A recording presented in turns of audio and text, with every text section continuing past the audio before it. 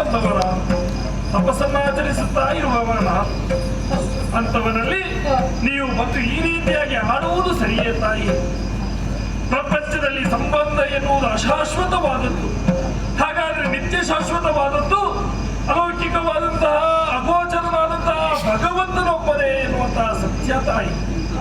ಹಾಗಾಗಿ ಭಗವಂತನ ಮೇಲೆ ಮನಸ್ಸನ್ನಿಟ್ಟುಕೊಂಡು ಮಾಡುತ್ತಾ ಇರುವಂತಹ ತಪಸ್ಸು ಅದನ್ನು ನೀವು ಭಂಗಗೊಳಿಸಿದಿರಲ್ವೇ ತಾಯಿ? ಅಮ್ಮ, ಕಷ್ಟ ಎನ್ನುವುದು ಮನುಷ್ಯನಿಗಲ್ಲದೆ ಮರಕ್ಕೆ ಬರುವುದಕ್ಕೆ ಸಾಧ್ಯ ಇಲ್ಲ. ಹಾಗಂತ ಕಷ್ಟವೇ ಶಾಶ್ವತವಲ್ಲ. ಪ್ರಪಂಚದಲ್ಲಿ ಕಷ್ಟದ ಹಿಂದೆ ಸುಖದ ಹಿಂದೆ ಕಷ್ಟ, ಎಲ್ಲವೂ ಕೂಡ ಚಕ್ರದ ಹಾಗೆ ತಿರುಗುತ್ತಾ ಇರುತ್ತದೆ. ಪ್ರಪಂಚದಲ್ಲಿ ಒಬ್ಬ ವ್ಯಕ್ತಿಗೆ ಕಷ್ಟ ಬಂತು ಅಂತ ಇದ್ರೆ ಆ ಬಂದ ಕಷ್ಟಕ್ಕೆ ಪರಿಹರಿಸುವಂತಹ ದಾರಿಯನ್ನು ದೇವರೇ ತೋರಿಸಿರುತ್ತಾನೆ. ಅದು ಆಗದೇ ಇತ್ತು ಅಂತ ಇದ್ರೆ ದೇವರ ಮೇಲೆ ಭಕ್ತಿಯನ್ನು ಇಡಬೇಕು ತಾಯಿ. ನಿಮಗೆ ಬಂದಂತಹ ಕಷ್ಟವನ್ನು ದೇವರ ಮೇಲೆ ಭಕ್ತಿಯನ್ನು ಇಟ್ಟು ಪ್ರಾರ್ಥಿಸಿ. ಬಂದ ಕಷ್ಟ ದೂರವಾದಿ, ನನ್ನ ತಪಸ್ಸನ್ನು ಭಂಗಗೊಳಿಸದಿರಿ, ಹೊರಳಿ ತಾಯಿಯೇ ಹೊರಳಿ.